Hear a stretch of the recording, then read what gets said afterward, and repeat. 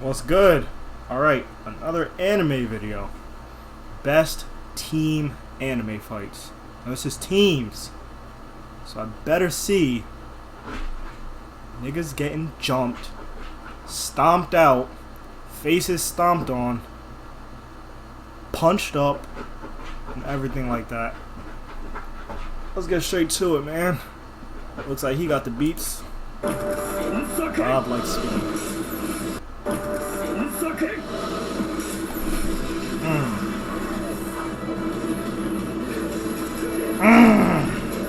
Team battles in anime are awesome. While it's great to have some one-on-ones, and Season 2 was so good. Battles in anime history show, the team battles are no slouches either. At its core, the good team battle allows for a showcase of how two often contrasting fighters fight together, and at its best, the team battle becomes a culmination of the character's story arcs and development. Beautiful. Today we're going through a list of what I think are the best team battles in anime. Doesn't matter if it's 2 against 1 or 3 against 1 or the entire roster against a complete monster of a final villain. I hate to keep you waiting, so let's dive in. Starting this off is Hunter x Hunter's Chrollo versus Zeno and Silva.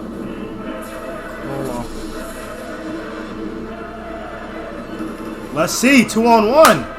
Running. Hunter x Hunter has no shortage of team battles, but one thing that really stood out to me is seeing Zeno and Silva battle Chrollo in the York New City arc. In addition to seeing strong fighters duke it out, I love this fight for how much it highlights the impact having an ally can have, especially if that's another powerful ally who can come up with strategies on the fly. Chrollo finds himself on edge as he's forced to switch tactics on the go due to the team up, and it adds another dimension to the fight that we don't often see. The battle didn't finish normally as the Zodiacs abandoned their mission, but you can truly see how a team up of 2 top-tier fighters can push someone as strong as Chrollo to the limits. Despite what the characters themselves say, I think even serious Chrollo still would find it difficult to beat the Zodiacs. Oh my goodness.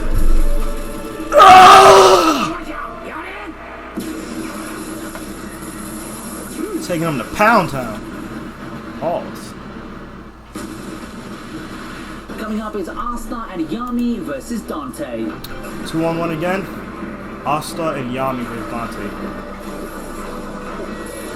Have the manga, but haven't even finished the first book. I'm not gonna lie. Rival being your best partner in battle. And I'm not gonna be a fraud. I haven't watched anime in like maybe 2 months.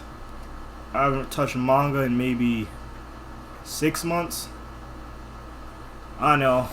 Throw your tomatoes.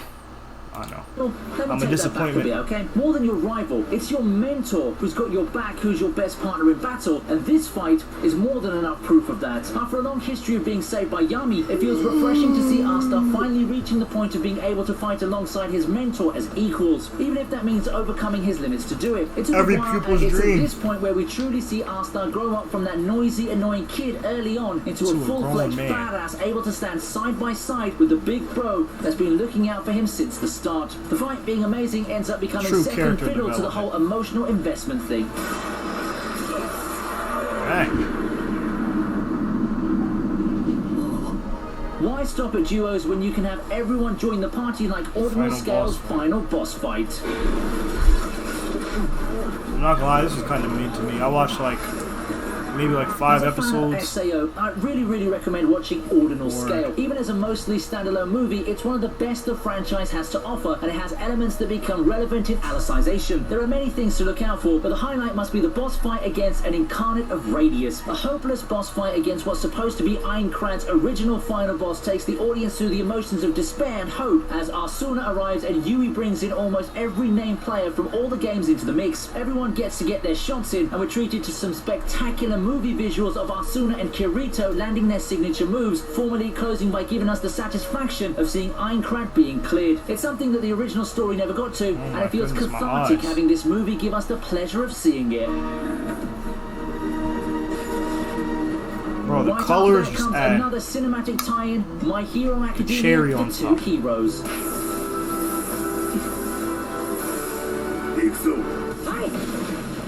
A I've said it before, and it still holds true, that My Hero Academia, The Two Heroes, is a damn good movie and inclusion to the franchise. I just love the movie for the easily digestible plot, the themes it embodies, and this awesome final battle. The final battle receives the mostly sidelined All Might come through and give Midoriya the hand he needs to defeat the seemingly invincible Wolfram. I get goosebumps when Yusei Run, played as hero and mentor, proceed to kick ass and beat the hell out of the transformed Wolfram. One of the best moments that year in the world of anime, and it serves as yet another one of Midoriya's highs, a time he seems to have transcended even his idol in greatness. If you're a fan of My Hero Academia in any way, come watch this movie. It's worth the time, if for just this moment alone.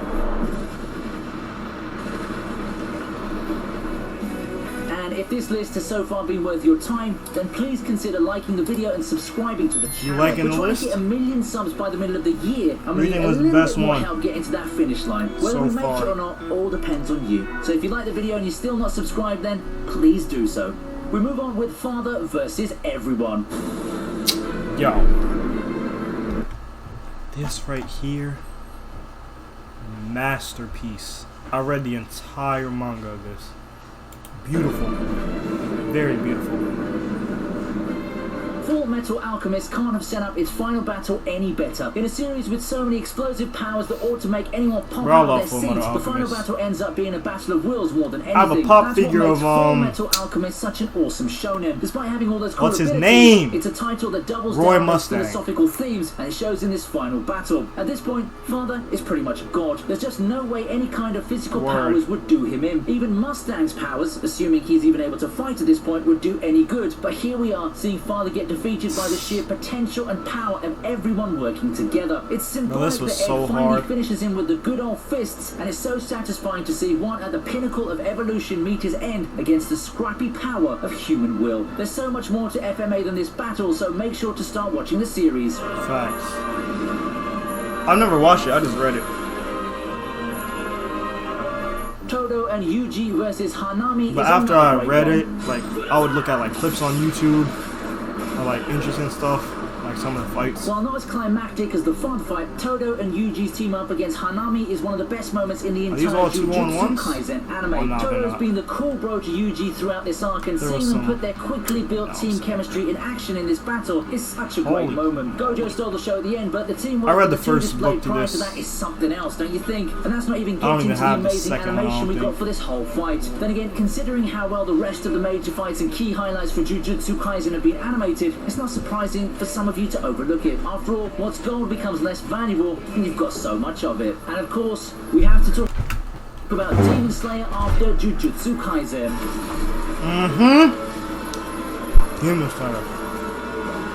I'd say that the adaptation of the Red Light District arc passes with flying colours, bringing to life what was one of the longest battles and arcs the Demon Slayer manga had. Despite lasting for well over half the season's run, the Daki and Gyotaro fight in Demon Slayer never felt that long. Perhaps it's because of the magic of how the fight was structured. It's not just a slugfest featuring the same combatants, and with the main focus being ever shifting, it instead feels like a series of connected fights. You get a bit of Dengen versus the Upper Moons, and then there's the Gamado siblings teaming up in an epic showdown, and the sheer permutation and gimmicks of the fights makes this long stretch very immersive. Time just flew by when watching this fight. Do I even have to talk about the animation at this point though? It's Demon Slayer. It's UFO Table. You know what to expect. Word. Amazing job.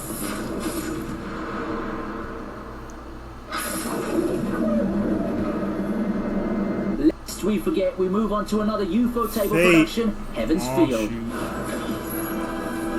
Right, I was doing a Fate review type thing, commentary. Shiro have to be one of the strangest but I just stopped watching combinations that worked out so well. Let me know if you want me to keep doing that. Last one I did was a month ago. I did the season finale for Fate Zero, season 1 finale. And played to their strengths. Perhaps it has to do with Shiro knowing his former servant's tendencies, but with how they work together, you wouldn't know that they've pretty much known each other as battle partners for a while. Of course, the highlight is more of Rider's epic attacks and how the entire cavern breaks apart in a clash with Saber Alter. You can just feel the cataclysmic this makes me want to watch anime again. But I know I've been on this cycle for like 5 years. I watch for a few, then I stop for months. I watch for a little, then stop for months again. Watch for a little and stop for months. Like, it's a continuous cycle. I just can't focus. Oh, this right here. Oh yeah. This is gold legendary stats. This is insane. Here's where the All-Stars make their glorious comeback. After what seemed like forever, Naruto and Sasuke finally returned to fight together in Boruto, and it's a moment that we'll remember for the ages. Against a threat like Momoshiki, it requires no less than the finest in the franchise to fight together once again to take him down. Best this is hand-to-hand probably the most popular fights Boruto has been in Naruto, ages, and while nostalgia had something to do with it, it seems that the anime team also went the extra mile to make this fight super special. At that point in Boruto's run, the anime has never looked as good as it did when this fight was ongoing. I think you're missing your bottom half, young buck. Bringing out the big guns indeed, both in-universe and out of universe. I'm sure you also have some big guns to show, so if you have any other team fights that you want me to look... link me. What? Well, don't link me. Nigga. Sometimes I just be talking to talk about. I don't know. Comment what you want me to watch next. Make sure you like, share, subscribe. I'm about to go eat some pizza. It's about to bust. I got some Little Caesars. About to get some grub. Enjoy your day. Catch y'all later.